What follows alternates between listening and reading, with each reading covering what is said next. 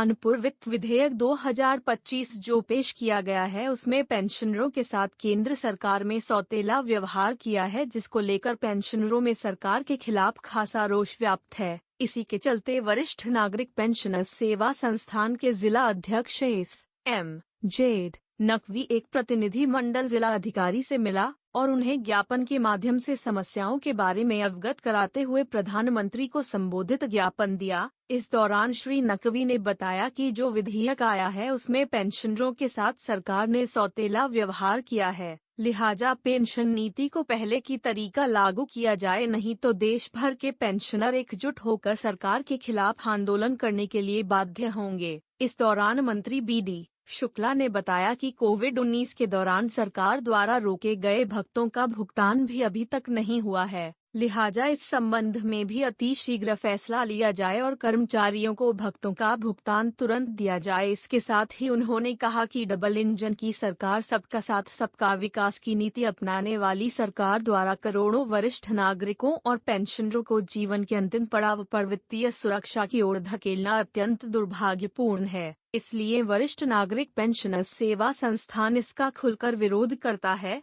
उन्होंने कहा कि पेंशन राशि कारण की अवधि 15 वर्षों से घटकर 11 वर्ष की जाए और पेंशनरों को 6,570 और 75 वर्ष की आयु पर क्रमिक रूप से पेंशन में वृद्धि का लाभ दिया जाए। अगर ऐसा नहीं होता है तो आने वाले चुनाव में सरकार को इसका परिणाम घोषणा पड़ेगा। जापान देने वालों में मुख्य रूप से रवि प्रकाश, आशुतोष भट्टाचार्य, मुन्नालाल कश्यप, राजेंद्र प्रसाद, एखान तथा अतीक मुख्य रूप से मौजूद रहे। नागरिक पेंशनर एसोसिएशन उत्तर प्रदेश की कानपुर शाखा, कानपुर नगर की शाखा के हम अध्यक्ष, मंत्री, अन्य पदाधिकारीगण सभी लोग उपस्थित हैं। उसमें हमारी प्रमुखता मांग ये है कि जो 25 मार्च 2025 को लोकसभा और लोकसभा और राज्यसभा से वित्त विधेयक 2025 पारित हुआ है, उसमें कर्मचारियों को जो सुविधाएं दी जाती हैं हर वित्त विधेयक में वही पेंशनरों को दी जाती हैं, किंतु इस विधेयक में कर्मचारियों को मूलभूत सभी सुविधाएं दी गई हैं, जबकि पेंशनरों की कटौती कर दी गई है। उसका हम लोग पुरजोर विरोध कर रहे हैं। आज आप इसके माध्यम से किसको ज्ञापन देने आए? हाँ, हम लोग जिलाधिकारी कानपुर नगर को माननीय मुख्यमंत्री और प्रधानमंत्री को संबोधित मांग पत्र अपना दिया गया ज्ञापन। अगर आपकी मांगें पूरी नहीं होती हैं तो अगला स्टेप क्या होगा? हाँ, अगला स्टेप फिर जो है प्रदर्शन होगा, केंद्रीय बॉडी के निर्देशानुसार प्रदर्शन होगा, धरना होगा, जैसा आदेश करेगी केंद्रीय बॉडी हमारी उसका। हाँ। एस.एम. जेड नकवी, जिला अध्यक्ष, वरिष्ठ नागरिक पेंशन सेवा संस्थान के ओर से मैं आज कलेक्ट्रेट में जिलाधिकारी को ज्ञापन देने सौंपा है। ज्ञापन दिया जा चुका है और जो कि माननीय प्रधानमंत्री भारत सरकार को संबोधित है। और हमारी मांग प्रमुख रूप से यह है कि जो वित्त विधेयक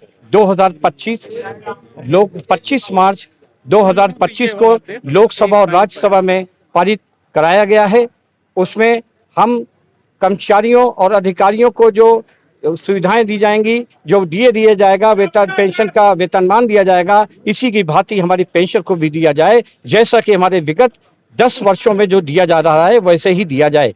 और हमारे इसी के साथ में एक कोरोना काल पीरियड में हम लोग का डीए फ्रीज किया था, जो आज तक रिलीज नहीं किया। आश्वासन मिलता रहा कि मैं दे दूंगा, अभी तक नहीं मिला। और तीसरी मांग हमारी ये है कि जो कम्यूटेशन का पेमेंट है, जो हम लोग पेंशन रिटायरमेंट के समय कम्यूट की जाती है पेंशन, वो 15 साल के लिए की गई है और उसको 15 साल की जगह पे 12 साल कर दिया जाए। और इसी के साथ में जो हमारे पेंशनर हैं, इनको वृद्धि पेंशन की वृद्धि की जाए हर 5 वर्ष पे। जैसे 60 साल में पेंशन रिटायर होता है, 65 साल में पहली वृद्धि 65 साल में दी जाए 5%, 70 में दी जाए 10%, इसी तरह से क्रमशः 75 साल तक दिया जाना चाहिए, क्योंकि 80 वर्ष के सेवा में 80 वर्ष की आयु में हम लोग को 20% एक्स्ट्रा पेंशन मिलती है और 100 साल में पहुंचने पर हम लोग को 2 गुना पेंशन मिलती है। इसी तरह से क्रमशः हमको 5-5 साल के वेतन पेंशन वृद्धि की जाए।